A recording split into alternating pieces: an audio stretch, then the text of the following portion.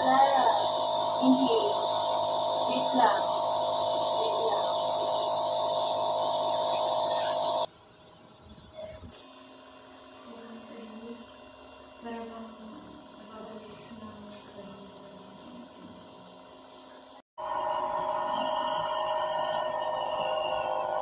Maganda lang yung palingat lang. Pero kailangan ko pa rin magpahinga. Ano pa bang dapat natin gawin? Hirap ng bawat pagkilamot. Ay, akong ka. Hindi mo siya ang nasa kamay.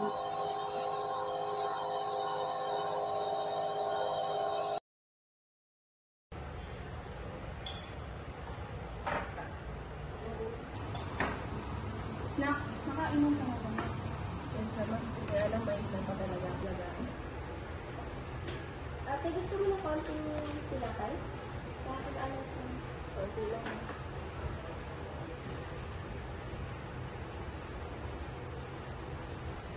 Ate, try mo rin kaya mag-exercise kahit konti lang. Okay lang. Pero dahan-dahan man talaga.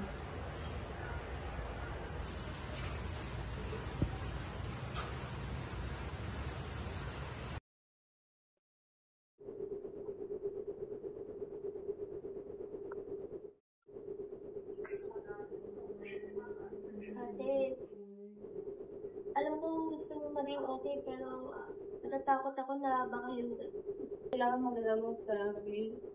Kailangan na itindahan ko yun. hindi ko kaya. Hindi mo ba makikita sa pagkain? Diyan, huwag ka mo na lang nakamitin. Mas na tayo ibang kailangan.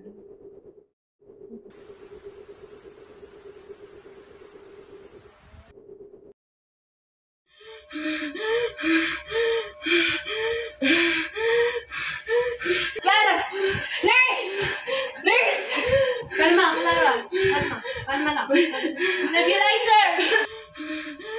Tapos ka.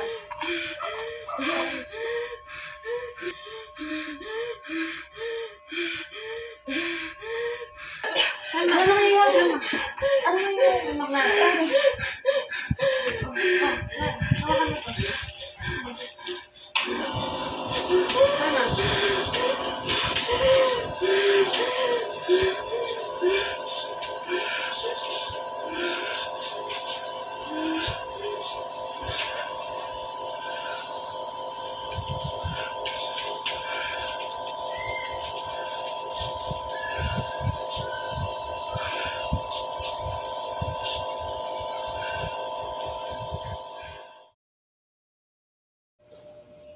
Alam niyo, minsan, hindi lang gamot na nakakapagpahali. Kailangan din ng katahimikan at ng pagmamahalan. Tama. Kailangan natin ng presence, hindi panic. Minsan katahimikan lang ang kailangan natin. Hindi puro salita. Salamat sa inyo, sa katahimikan, sa pagmamahal, kahit mahina ako. Hindi ko alam kung paano ko haharapin.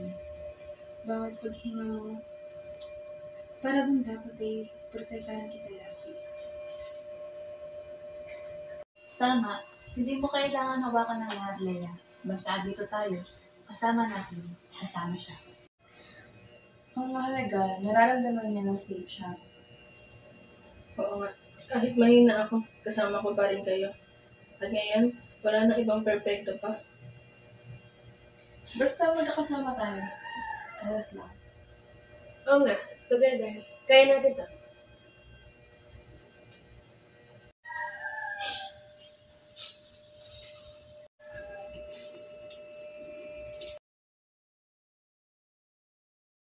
From this story, it shows the relationship between Clara and her family situation and Martha Rogers' theory of unitary human being, which emphasized that people and their environment form a dynamic energy field and constantly interact and affect each other. In this film, it reflects on Clara's breathing. When Clara's family feels afraid and nervous, Clara's breathing becomes difficult, but when everyone is calm and united, her breathing returns to its normal state. Film shows that healing does not only pertain to physical recovery, and that a more effective cure for illness comes from the process of acceptance, balance, and unity.